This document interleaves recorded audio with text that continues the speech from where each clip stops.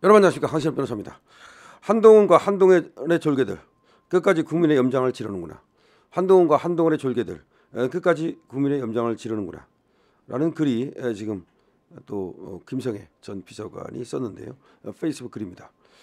뭐 참 한동훈 겉으로는 윤석열 대통령의 석방을 환영하는 듯한 그런 제스처를 취하고 있으나 실제로는 말이죠, 뒤로 윤석열 대통령의 석방을 끝끝내 방해하는 자가 이 한동훈이다라는 의심이 있습니다. 그리고 그 한동훈을 따르는 박세현 등 한동훈의 졸개들이라는 얘기가 있는데요. 자, 장보고 부하 중에 염장이라는 인간이 있었다.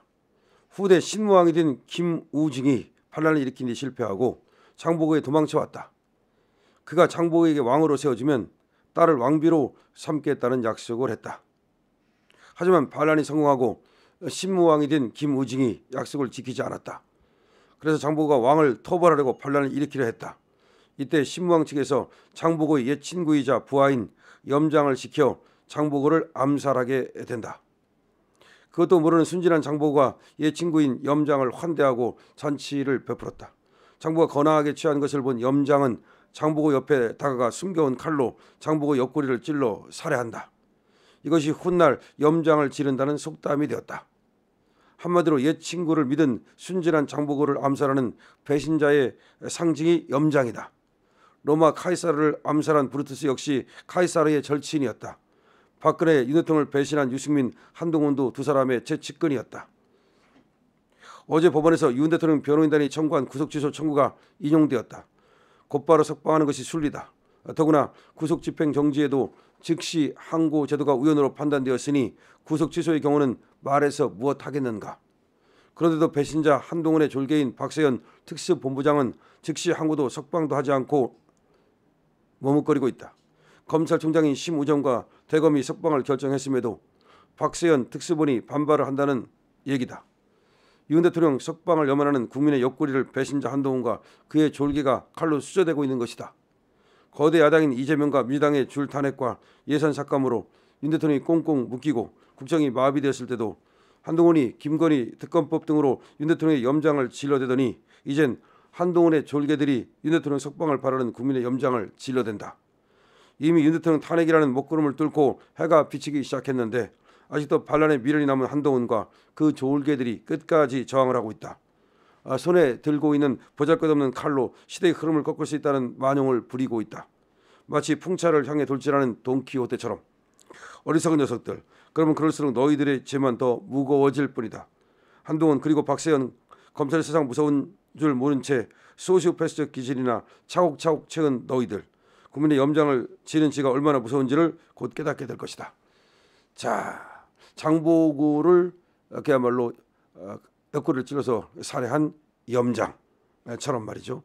지금 한동훈이 윤석열 대통령이 사실 옆구리를 찔렀죠. 그래서 윤 대통령을 갖다가 해치려고 했습니다. 하지만 우리 국민이 이제 우리 윤석열 대통령을 지키고자 나섰기 때문에 한동훈의 저 거사는 실패했습니다. 자, 그러자 이 한동훈이가 말이죠, 그야말로 저 이실직고하고 그리고 300고두를 해서 머리에 피가 철철 흐를 만큼 그렇게 머리를 찢고 잘못했다고 빌어야 되는데 그러기는커녕 지금 박세현이라고 하는 쫄개들과 함께 다시도 제2의 반란을 해보려고 하고 있다. 뭐 그런 얘기입니다. 그렇습니다. 이 박세현이 이게 상당히 문제가 있다는 얘기가 들리고 있습니다. 이 박세현이가 그 아버지가 검찰총장이었다고 그러고 하여튼간에 무슨 백을 딛고 그다음에 또 그 아버지가 검찰총장이었으니 인맥이 그 얼마나 많겠습니까? 박지원 인맥이라고 그래요. 또 박지원이 엄청난 뒷배랍니다. 뭐 거기만 있겠습니까? 아버지가 검찰총장 했으면요. 그리고 저 박지원하고 알 정도면 저 전라도 인맥 같은 거 어마어마합니다. 뭐 말하면 뭐 하겠습니까?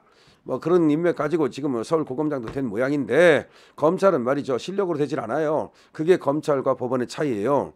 법원은 왜 법원을 가는지 아십니까? 공부 잘하는 사람들이. 공부 잘하는 사람들은 다 법원으로 갑니다.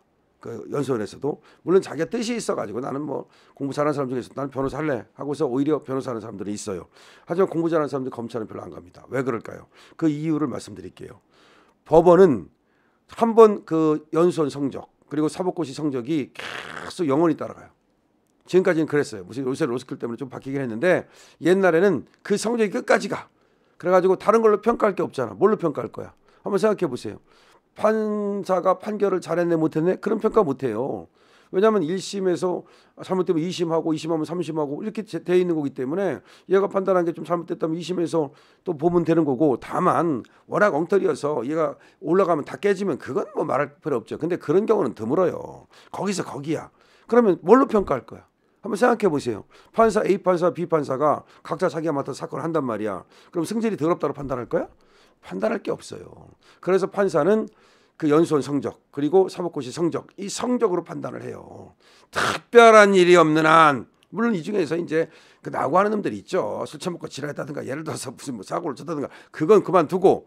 그러면 근데 판사는 사고도 안 쳐. 모범생들이야. 그래서 결국은 이 성적으로 평가한다. 근데 검사는 수사로 평가해요. 성적 필요 없어. 일단은 검사가 되고 나면 성적 필요 없어. 수사 성적. 그래가지고 수사를 잘했네 못했네, 뭐 큰 수사를 해봤네 안 했네, 특수수사를 했네 안 했네, 그다음에 누가 불러줘야 돼. 수사를 잘하기 위해서 누가 불러줘야 될 거 아니야. 나를 그 팀에 넣어줘야 될 거 아니야. 쉽게 말해서 한동훈이를 갖다가 누가 넣어준 거야? 윤석열 대통령이 넣어준 거잖아. 그때 국정농단 수사팀에. 근데 윤석열은 또 누가 불러준 거야? 박영수가 불러준 거잖아. 박영수 특검이. 박영수가 윤석열 대통령이 선고할 기회를 만들어 준 거예요. 그런데 박영수는 아이러니하고도 깜빡가 있잖아요. 참 아이러니한 거야. 자, 그렇게 검사는 누가 밀어주고 땡겨주는 사람이 있어야 돼. 그다음에 또 돈이 있어야 돼. 검사는 수사를 하면 그 특활비가 얼마나 되겠습니까? 자기 돈 딱 들여가지고서 야 대선 갔다 와, 야 부산 갔다 와, 야 LA 가갖고 수사 조사해갖고 와. 그 돈은 자기가 돼야 돼. 그러니까 검찰은 결국은 이 인맥, 그다음에 자기의 돈맥. 그러니까 그래서 검사들이 누구랑 결혼합니까? 대개 한동훈이가 누구랑 결혼했어? 그 장인이 누구야? 진영구잖아요. 진영구가 그 뒷배가 돼주는 거 아니야. 그리고 아버지가 예를 들어서 검찰총장, 누가? 지금 박세현이. 이런 식이 되는 거야. 심우정이 아버지가 누구야? 심대평. 그래서 검찰은 말이죠, 공부를 좀 해도 어떤 그 돈줄이라든가 인맥이라든가 뭐 이게 없으면 절대 못 커. 그러면 그냥 한직이나 왔다 갔다 하다가 그냥 형사부나 왔다 갔다 하다가 마는 거야. 실력이 없어가 아니야. 여기는 그런 곳이야.